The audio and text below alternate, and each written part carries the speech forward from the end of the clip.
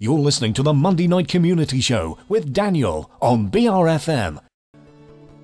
With Talking Life, I'm Lara Snell. A full night's sleep is more important to some parents than their baby's first tooth, word or laugh, according to new research.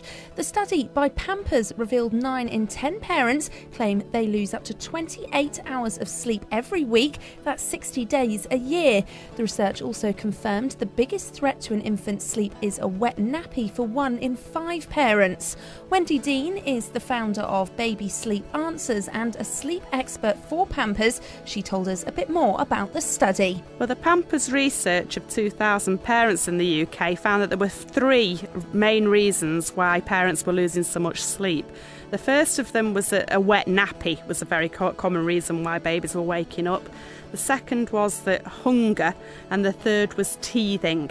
And she explained what the consequences of this can be. The lack of sleep has a really detrimental effect both on babies and parents. Babies who are waking up in the morning still tired because they've not had a decent night's sleep are not set up for the day. They're grouchy and they're crying and they're not enjoying themselves. And of course parents, many of whom are working full time, find a lack of sleep really detrimental to the way that they can perform at work. So it's not good for anybody. 8 councils in England have failed spot checks on child protection in the last 6 months, according to the inspector at Ofsted. 23 named as inadequate or adequate with significant weaknesses in previous reports were looked at. Among those still inadequate were authorities in Blackpool, Birmingham and Cambridgeshire. And scientists say they've developed software which could predict future events such as disease outbreak by looking at the past. The software uses things such as Wikipedia and newspaper archives to make the predictions. Researchers focused on predicting riots, deaths and disease and say their accuracy was between 70 and 90%. With Talking Life, I'm Lara Snell.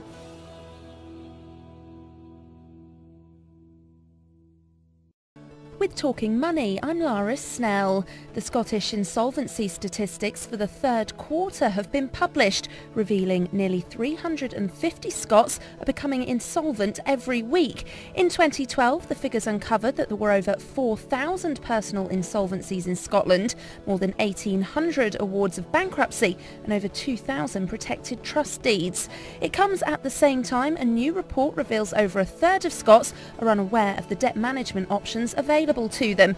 Financial expert Peter Dean, Managing Director of the Carrington Dean Group Limited, had this advice for people who may find themselves in debt. I would advise people to try and seek help as early as possible from people that they can trust, whether it's Citizens Advice Bureau or the local authority money advisors, or indeed ourselves at yourdebtexpert.com. There are a number of options. For example, the Scottish Government has a flagship policy in relation to what's called the Debt Arrangement Scheme, and basically what it means is that somebody can repay their debts over a much longer period without any interest.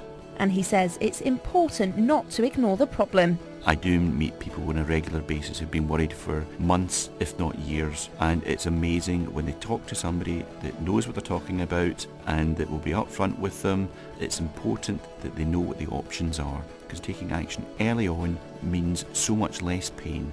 HMV's administrators have announced that 66 stores will close over the next 2 months. It's thought the closures will affect 930 staff working in stores, whilst 190 jobs from their head office will also be lost. This follows the announcement that the entertainment chain was going into administration in January. And for the first time since the 1960s, more people are renting accommodation from private landlords than from councils and local authorities, according to the English Housing Survey. It's thought the trend is partly due to the boom in buy-to-let properties over recent years. It's also being attributed to the rise in the number of people unable to afford to raise deposits to buy their own homes. With Talking Money, I'm Lara Snell. With Talking Health, I'm Lara Snell. Thousands of cancer patients could be suffering alone as the charity claims many receive little or no support from friends or family. The survey by Macmillan Cancer Support says up to a quarter of newly diagnosed patients aren't getting enough help. The research also found that many are refusing treatment from GPs due to the lack of support. Reasons given for the lack of help included family living too far away, people being too busy, or that patients simply felt they had no one to turn to. A study suggested that doctors may not be doing enough to spot the signs in children who are potentially underweight. 177 hospitals were spoken to, and many displayed a lack of knowledge about how to identify the warning signs, including checking the patient's body mass index. There was also a lack of awareness when it came to spotting some of the complications associated with severe weight loss. The report's author says due to the success in vaccination programmes, eating disorders are now more common in under 13s than meningitis. Measles levels in England and Wales have risen to their highest levels in 18 years, according to the health protection industry.